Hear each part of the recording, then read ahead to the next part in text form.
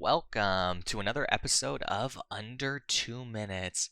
Now, we left off last time creating a page to start illustrating. This is what it should look like. And I know this seems a little bit overwhelming. There's a lot to take in with Illustrator, a lot to look at, many things to click, but don't worry, we will get there. So what this entire page is your workspace.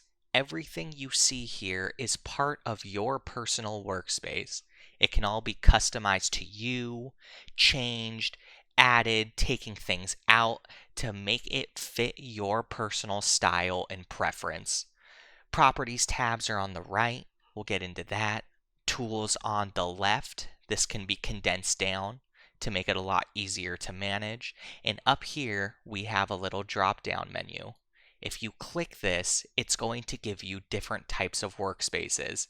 Now, these are already done for you. So if you clicked, say, painting, it would open up swatch panels, brush strokes, kind of a workspace fit for painting, fit for doing things specific to that genre of illustrating. Most people start with Essentials or Essentials Classic, but you can always make a workspace your own and then save your workspace by clicking New Workspace and naming it whatever you would like.